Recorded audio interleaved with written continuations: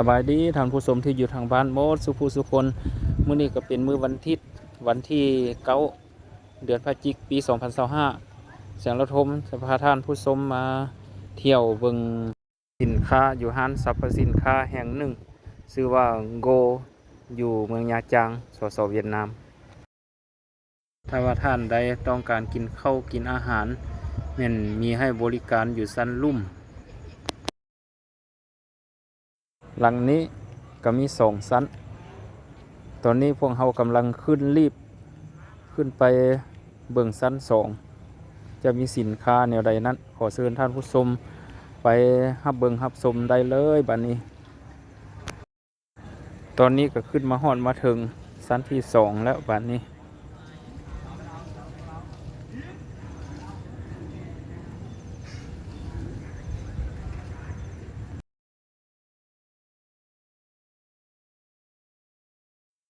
อันนี้ก็จะเป็นโลที่บรรดาลูกค้าได้สุกไปซอกซื้อเครื่องถ้าว่าต้องการเครื่องชนิดใดแม่นเอาใส่โลนั้นส่วนกระเป๋าแม่นเพิ่นให้ฝากไว้แต่บ่ได้เสียค่าดอก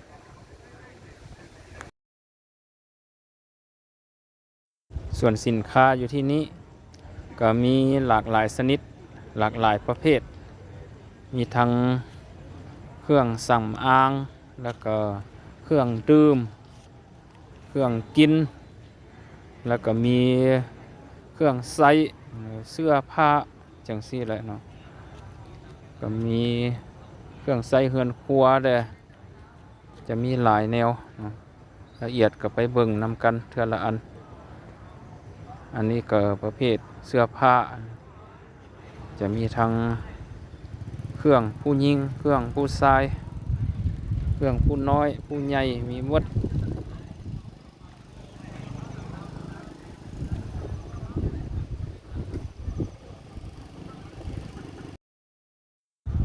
ส่วนเครื่องแต่ละชนิดแต่ละประเภทแต่ละอันก็ล้วนแต่มีราคาติดอยู่เนาะส่วนราคานั้นก็เป็นเงินดง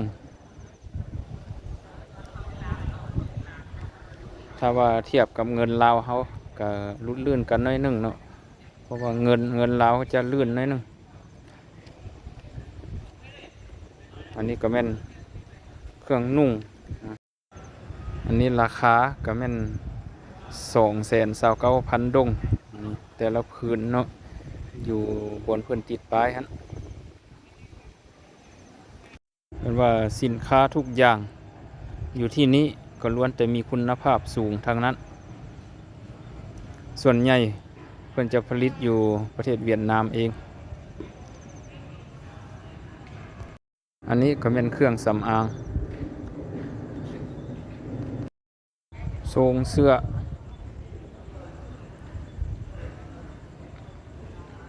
หรือว่ากวนอ้าว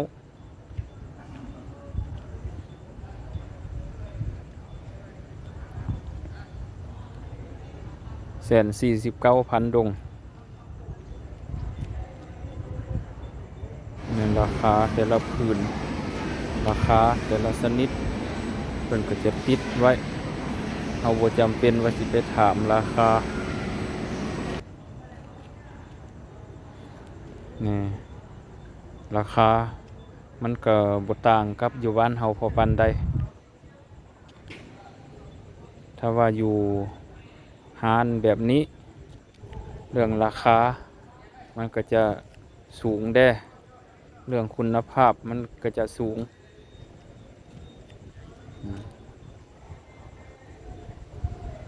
อันนี้ก็เป็นเกือบทุกชนิด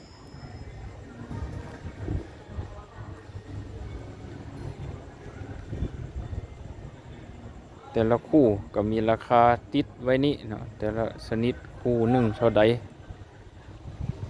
ถ้าว่าเราต้องการหยังเราก็ต้องได้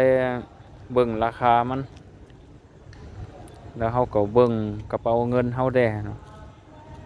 ขาดกะว่าสิซื้อได้เราจังค่อยเอาใส่ล้อไปคันบ่ซั้นแล้วแม่นได้เอามาส่งคืน อันนี้ก็เป็นเครื่องประเภทบ่อไฟจะเป็นถ่านอันนี้ก็เป็นประเภทเกิบสุกมีทั้งเกิบผู้ใหญ่เกิบเด็กน้อยมีหลากหลายสีสันมีหลายเบอร์มีหลายราคาอันนี้ก็แม่นประเภทเครื่องไซส์จะเป็นย่วงตากเครื่อง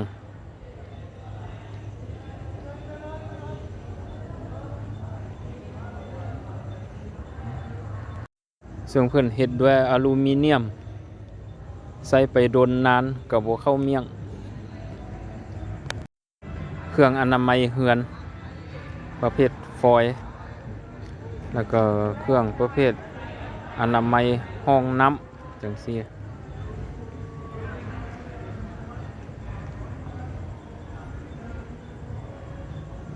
อันนี้ก็แม่นประเภทมีธงใหญ่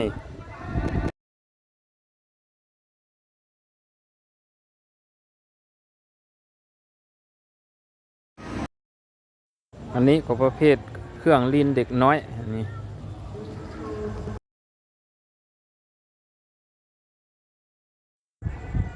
้จะเป็นแพรเซ็ตมีทั้งผืนน้อยผืนใหญ่อันนี้ก็แม่นอาหารประเภทของดองประเภทปลาแดกปลาเค็มจังซี่แหละนี่ภาษาเวียดเอิ้นว่ากามัมเครื่องดื่มเครื่องกินบางชนิดเพิ่นก็จะเอาไว้ตู้แช่ให้มันเย็นถ้าว่าท่านใดมักเย็นเด้ก็มาซื้ออันแช่เย็นได้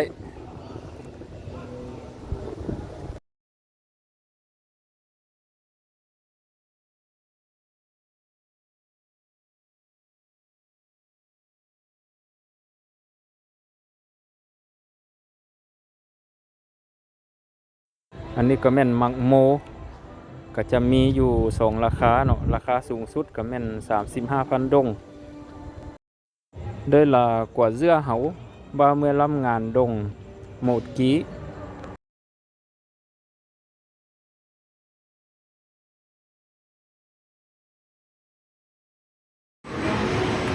อันนี้ก็เป็นเครื่องดื่มเพื่อสุขภาพหลายชนิดหลายรสชาติ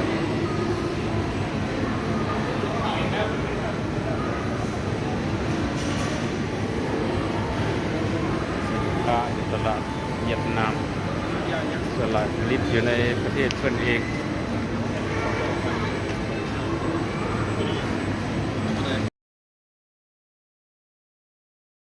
สินค้าแต่ละชนิดแต่ละประเภทเพิ่นก็จะวางไว้เป็นระเบียบเพิ่นจะจัดสรรให้เป็นระบบระเบียบข้างแน่ติดราคาข้างแน่มาซื้อเครื่องอยู่ที่นี้ส่วนภาษาเว้าก็จะได้เว้าภาษาเวียดนามหรือว่าภาษาอังกฤษก็ได้หรือว่าถ้าบ่ฮู้ภาษาอังกฤษภาษาเวียดนามจังซี่ก็มีเงินแล้วก็มาได้ส่วนราคาสินค้าเพิ่นก็ติดไว้หั่นมักชนิดใดเฮาก็เอาไปแล้วก็จ่ายเงินตามนั้น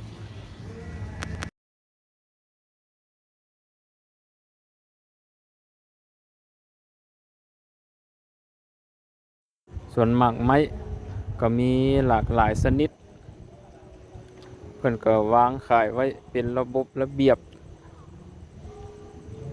ส่วนราคาก็บ่แพงพอปานใดพอซื้อกินได้แต่ละชนิดถือว่ารสชาติดีเพื่อสุขภาพทั้งนั้น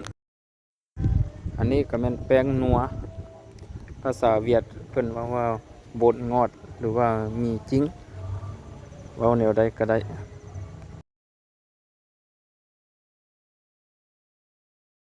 ถ้าท่านใดมีเงื่อนไข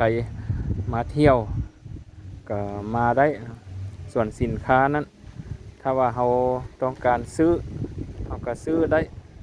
หรือว่าบ่ต้องการซื้อหยังเราก็มาเลาะเบิ่งก็บ่เป็นหยังแสงระทมเองก็มีโอกาสมาเที่ยวเป็นครั้งแรกในชีวิต และอาจจะเป็นครั้งสุดท้ายก็เป็นได้อันนี้ก็มีทั้งการ์ตูนและเครื่องลิ้นของเด็กน้อยหลากหลายแนวแต่ละอันก็มีหลากหลายสีสันสวยงามทั้งนั้นถ้าว่าผู้ใดพาลูกมาเที่ยวลูกจะให้เอาอาจจะได้ซื้ออันใดอันหนึ่งให้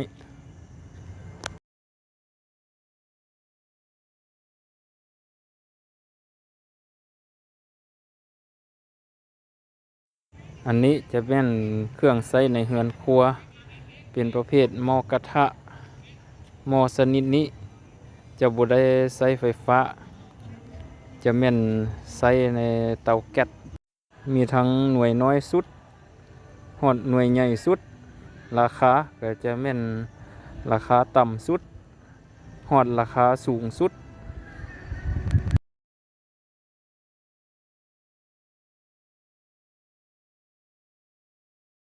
อันนี้ก็แม่นหม้อแต่งกินประเภทใช้ไฟฟ้าอันนี้ก็แม่นพัดลมบางชนิดก็มีแบตบางชนิดก็เสียบไฟฟ้าโดยตรงเลยอันนี้ก็แม่นเตาแก๊สหลายขนาดอันนี้ก็หม้อกระทะราคาหน่วย149,000 ดงราคาจะแตกต่างกันไปถ้าว่าท่านใดอยากได้หม้อชนิดใดเขาก็ซื้อเอาไปได้แต่ว่าในมื้อนี้แสงระทมจะบ่ซื้อหยังเพียงแต่พาท่านผู้ชมมารับเบิ่งรับชมภาพนำกัน